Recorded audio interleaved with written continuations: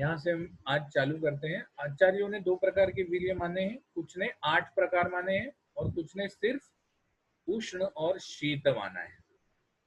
वाग्भट ने अष्टांग संग्रह हृदयकार ने दोनों मतों का समर्थन किया है।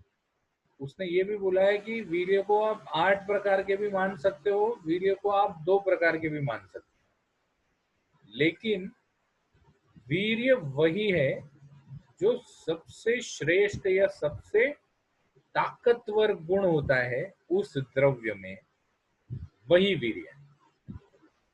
तो द्रव्य में रहने वाले सभी निश्चयात्मक और कार्मुक चीजों में निम्न है। मतलब क्या कि द्रव्य किस किस तरह से काम करता है। तो द्रव्य रस, वीर्य, गुण, विपाक और प्रभाव, इससे काम करता है। अब वीर्य क्या है? जो गुण श्रेष्ठ है वो वीर्य है, और इसीलिए इन सभी में वीर्य को श्रेष्ठ माना है। मतलब रस वही रह सकता है, लेकिन अगर वीर्य बदल गया या वीर्य कम हो गया, पोटेंसी कम हो गई, तो उस द्रव्य का जो प्रभाव है या उस द्रव्य का जो कार्य है वो कम हो जाता है। सिंपल टर्म्स में अगर अंडरस्टैंड करना है, आज की तारीख में मैंने कल मिर्ची का एग्जांपल दिया था, तो सिंपल टर्म्स में ये है कि वीर्य इज पोटेंसी, और अगर पोटेंसी चली गई तो वो ड्रग काम करना छोड़ देता है। तो वीर्य can also be considered as the active ingredient in the substance. जैसे जैसे अगर हर्बल एक्सट्रैक्ट्स आते हैं, आयुर्वेद में आजकल हर्बल एक्सट्रैक्ट्स आना चालू हो गया। अगर आयुर्वेदिक द्रव्य आप देखो, हिमालय के देखो, हिमालय में हर्बल एक्सट्रैक्ट बहुत अच्छे आते हैं। तो हिमालय के लेबल में लिखा होता है कि अब जैसे हल्दी, हिमालय हल्दी या हिमालय आंवला, ये अलग अलग सिंगल ड्रग्स हिमालय ने निकाले। तो उसमें वो क्या लिखते हैं कि पोटेंशिएटेड हल्दी। अब ये लिखने में बड़े बड़े वर्ड यूज करते हैं। वो पोटेंशिएटेड का सिंपल सा मतलब है कि घन किया हुआ या काढ़े को सुखाया हुआ हल्दी। पोटेंशिएटेड हल्दी contains curcumin not less than 95%। Curcumin not less than 95%। मतलब उन्होंने क्या कर लिया कि हल्दी का एक्टिव इंग्रेडिएंट कौन सा है वो ढूंढ लिया, और मिनिमम 95% कॉन्सेंट्रेशन पे कुरकुमिन को रख दिया। मतलब हल्दी को इतना सुखाया, काढ़ा करके इतना सुखाया, और फिर उसका टेस्ट किया, तो टेस्ट में ये मिनिमम 95% कुरकुमिन आने तक उसको सुखाया। अब ये मिनिमम 95% क्यों लाते हैं? तो हल्दी अलग अलग जगह से लेते हैं, ठीक है। कोई कर्नाटक से लेता होगा, कोई महाराष्ट्र से लेता होगा। सांगली में सबसे अच्छी हल्दी आती है, सांगली सतारा ये साइड में सबसे अच्छी हल्दी आती है। तो जो भी हल्दी आती है उसमें कुरकुमिन का कॉन्सेंट्रेशन अलग अलग होता है। तो why they have mentioned 95% curcumin, उसका कारण ये है कि आप इस दवा में हमेशा 95% एक्टिव इंग्रेडिएंट पाओगे। मतलब भले हम हल्दी सतारा से ले, सांगली से ले, कर्नाटक से ले या फॉरेन से ले, आपको जो हम दे रहे हैं वो हमेशा सेम चीज दे रहे हैं, हम क्वालिटी मेंटेन कर रहे हैं। तो आज की तारीख में एक्टिव इंग्रेडिएंट जो है that is also one of the ways of measuring and maintaining quality. क्यों करते हैं? क्योंकि हल्दी जो भी आपको दे रहे हैं वो हर बार सेम काम करेगी, क्योंकि उसमें एक्टिव इंग्रेडिएंट 95% से कम नहीं होगा। ये तो हो गया आयुर्वेद का। एलोपैथी का आपने फार्माकोपिया नाम का चीज अगर सुना हुआ होगा, तो Indian pharmacopoeia, Chinese pharmacopoeia, German pharmacopoeia. ये फार्माकोपिया होता क्या है? फार्माकोपिया होता है कि how you are going to prepare the substance, how you are going to prepare the drug. इसको बोलते हैं API, active pharmaceutical ingredient. Active pharmaceutical ingredient.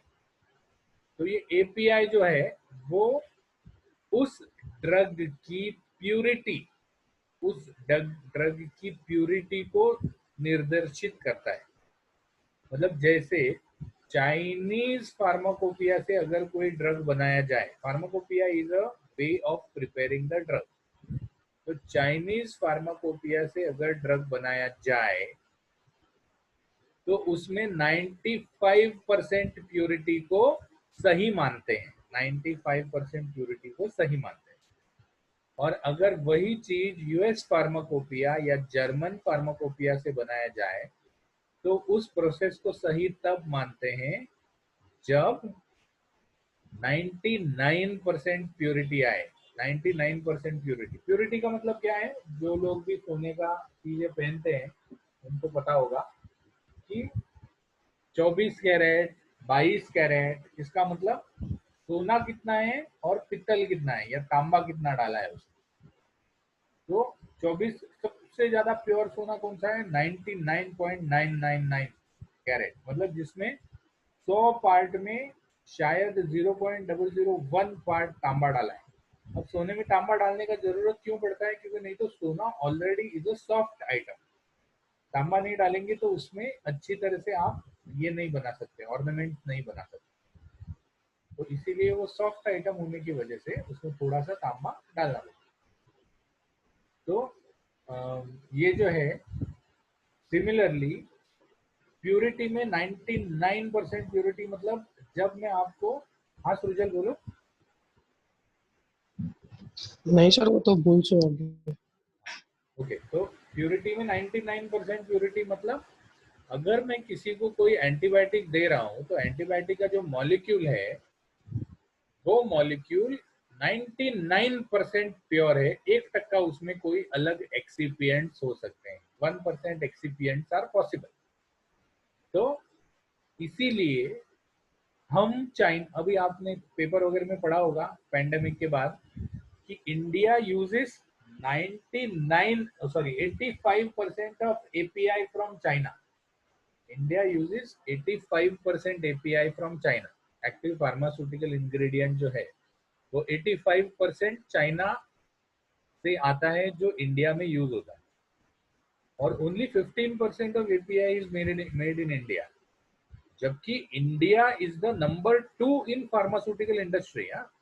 Number 1 is Brazil, number 2 is India. Pharmaceutical industry में API बनाने में China जाता है। Pharmaceutical is the, मतलब जो बना हुआ ड्रग आता है, जो पैक्ड ड्रग आता है, वो सबसे सेकेंड नंबर पे इंडिया में बनता है।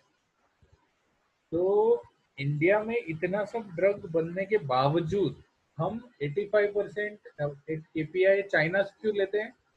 डोमेस्टिक कंजम्पशन के लिए, हमारे हमको खाने के लिए। हम जो दवाई खा रहे हैं वो चाइना से आ रही है, वो चाइना में बनती नहीं है, बनती इंडिया में है, लेकिन उसका रॉ मटेरियल पूरा चाइना से आता है।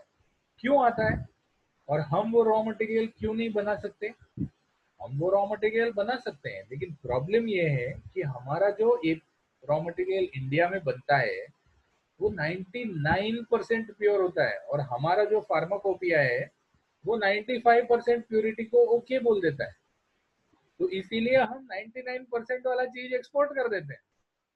Indian APIs are exported, and India के डोमेस्टिक कंजम्पशन के लिए हम चाइनीज एपीआई करते हैं, क्योंकि इंडियन फार्माकोपिया 95% को ओके बोल देता है। तो हम चाइना से मंगा के यहाँ यूज करते हैं और हमारे यहाँ मंगा के एक्सपोर्ट कर देते हैं। तो this active pharmaceutical ingredient is also nothing but वीर्य। वीर्य में, क्योंकि जैसे ही इस एक्टिव फार्मास्यूटिकल इंग्रेडिएंट की पोटेंसी कम हो जाती है वैसे ही ड्रग काम करना छोड़ देता है। इसीलिए हर ड्रग पे एक्सपायरी लिखी हुई है, और इसीलिए जब आप चरक पढ़ोगे तो चरक में वीर्य कम होने का काल बताया है। वीर्य कम होने का काल मतलब जैसे अगर फ्रेश है, फ्रेश लीव्स है, मैंने अभी अभी तोड़ के लाई है पारिजात की लीव, प्राजक्त की लीव, तो उससे मैं अगर काढ़ा बनाऊं तो उस काढ़े का वीर्य जो है वो 6 घंटे तक रहता है। मतलब 6 घंटे में वो काढ़ा खराब हो जाता है। 6 घंटे के बाद काढ़ा यूज नहीं करना चाहिए। अगर उसी पारिजात का मैं चूर्ण बनाऊं, चूर्ण मतलब पाउडर, अगर मैं उसको सुखा के उसकी पाउडर बना दूं तो वो पाउडर का वीर्य 3 महीने तक रहता है, मतलब 3 महीने तक वो खराब नहीं होती। अगर मैं उसकी घनवटी बनाऊं, घनवटी मतलब अगर मैं उसका काढ़ा बनाऊं और काढ़े को मैं इतना उबालू, इतना उबालू, इतना उबालू कि बाद में सिर्फ पाउडर पाउडर रह जाए, पानी पानी उड़ जाए, तो ये घनवटी हो जाती है। अगर मैं उसकी घनवटी बनाऊं तो उसका वीर्य 6 महीने तक रहता है, जिसका मतलब उसमें एक्टिव इंग्रेडिएंट का जो एग्जिस्टेंस है या एक्टिव इंग्रेडिएंट की जो पोटेंसी है वो 6 महीने तक रहती है। अब वीर्य कम होने के बहुत सारे कारण हैं जो हम इस अध्याय में नहीं पढ़ेंगे, लेकिन मैं जनरली एक बता देता हूँ वीर्य कम होने के क्या क्या कारण हो सकते हैं। वीर्य कम होने के कारण एक ये हो सकता है कि उसमें इन्फेक्शन हो गया, बैक्टीरियल इन्फेक्शन हो गया या फंगल इन्फेक्शन हो गया। तो फंगल इन्फेक्शन से जो भी एंजाइम्स निकल रहे हैं वो उस एक्टिव इंग्रेडिएंट पे उसने केमिकल रिएक्शन कर दिया और एक्टिव इंग्रेडिएंट धीरे धीरे बदल गया पूरा। तो वन में बी इन्फेक्शन, द अदर में बी ऑक्सीडेशन। दूसरा होता है ऑक्सीडेशन। जो भी चीजें इस नेचर में हैं, सेब से लेके लोखंड तक, वो सब चीज धीरे धीरे ऑक्सीडाइज हो रही है, because oxygen concentration in nature is 21%। इसीलिए हम क्या कहते हैं कि एयर टाइट जार में रखने से चीजों की लाइफ बढ़ जाती है। एयर टाइट जार में रखने से, नयनदीप को पूछना है। सर अटेंडेंस ली आपने? और अटेंडेंस नहीं ली यार, सही याद दिलाया, सही याद दिलाया। चलो अटेंडेंस ले लेते हैं।